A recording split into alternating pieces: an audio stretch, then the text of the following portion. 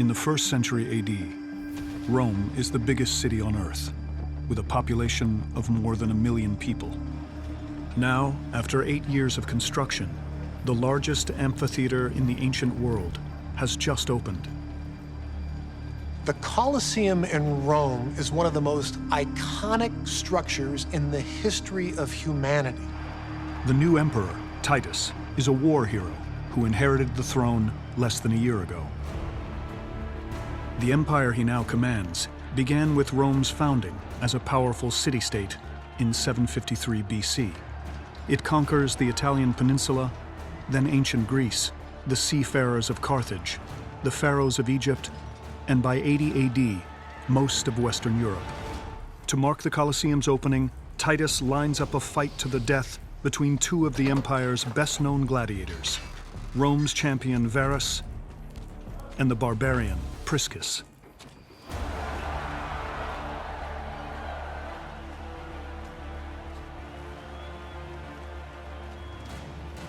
They're the prime athletes of ancient Rome. And that specific moment, you could say that they are the heavyweight champions of the Roman Empire. What we know about the fight comes to us from just one source, but it's a really important source. It's the Roman poet Martial, who was a spectator at the games. He actually saw this fight and saw how it played out.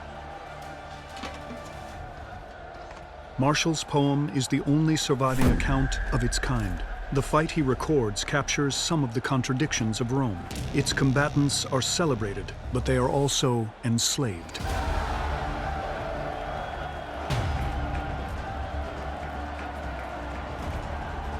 Can you imagine if you are a gladiator from Germany and you look up at the imperial box and there is Rome's emperor in the flesh with the power of life and death over you?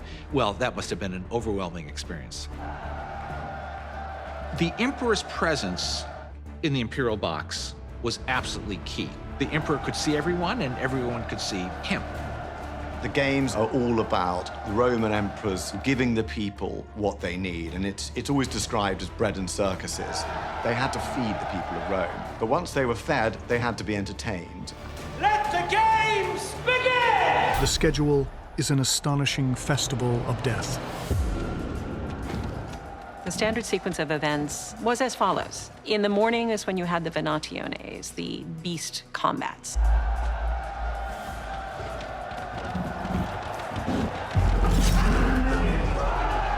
At noon, the meridiani. This is when the executions of criminals condemned to death took place in ways that were memorable.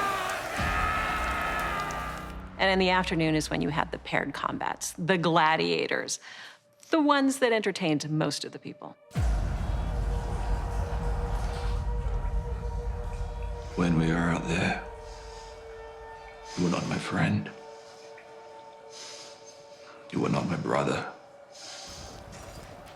You are my enemy. There are huge stakes for Priscus and Varus. The pressure must have been incredible. They are the headlining fight. And they will walk into that arena knowing that one of them may not walk out of there alive. Gladiators enter the arena through the Porta Sana Bavaria, the gate of life. If victorious, they leave the same way. If defeated, they exit through the Porta Libitina, the gate of death. The winner will be given a rudis, a wooden staff given as a trophy which symbolizes his freedom. So the stakes couldn't be higher. It's death or freedom.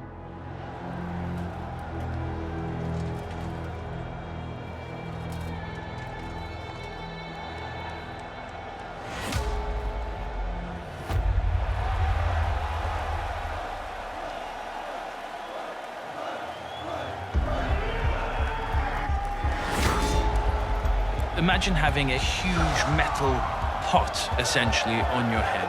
You can't breathe. Your eyesight's limited. You're lifting a heavy shield. You've got 35 to 40 pounds of armor.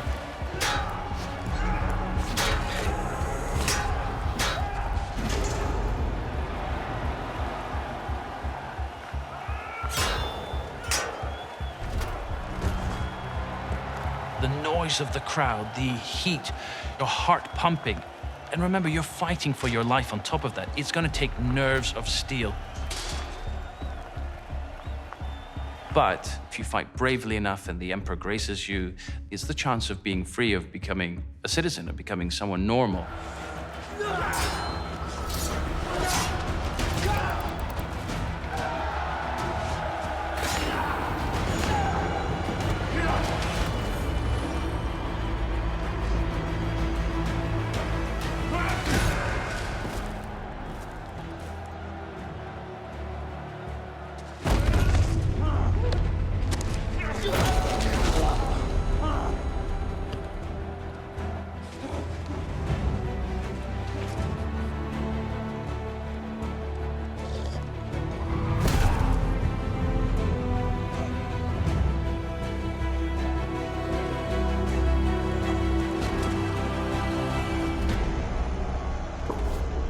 They'd battled to a brutal draw.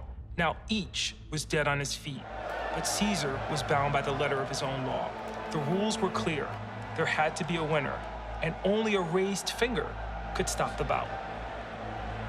If the gladiator is wounded, if he's down on the sands, he can lift his finger and ask for missio, ask for survival.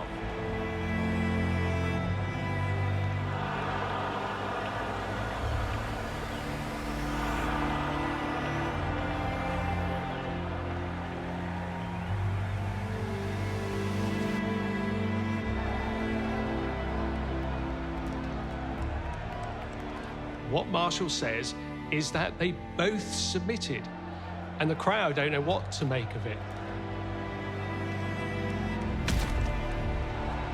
One staff, one winner.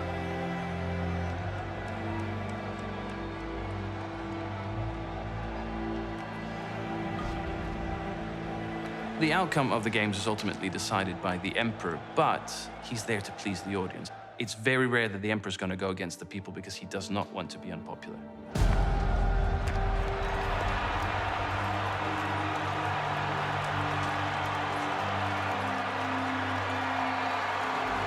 And the crowd, you can imagine, are going wild. Some of them will have been cheering for Priscus, some cheering for Verus. What's the emperor going to do? He might say, well, you've both submitted. You should both die. Ultimately, Titus is going to have to make a decision, but he cannot go against his word. There is only one staff. And that means there can only be one winner! Holding the rudis, this symbol of liberty, Titus is literally holding their life and death in his hands.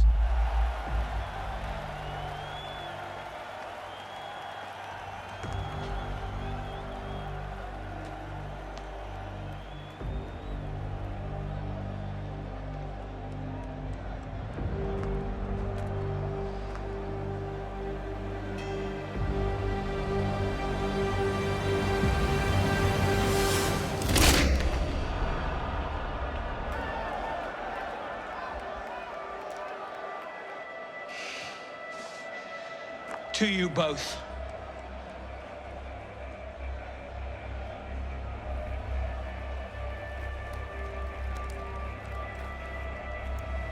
Champions of Rome!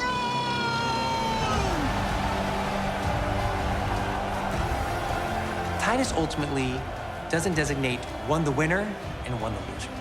Both were the victors.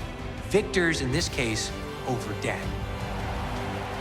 Titus is stealing the limelight, but he's showing that he is ultimately in charge of life and death over everybody. And if you fight well, if you serve him well, if you're loyal to the emperor, then you will be rewarded. Titus has used his political instincts to turn a potential embarrassment into a triumph. It's a culmination of power, of control, of distraction. It's everything, really, the Colosseum stood for. Imagine what it must feel like for Priscus and Verus.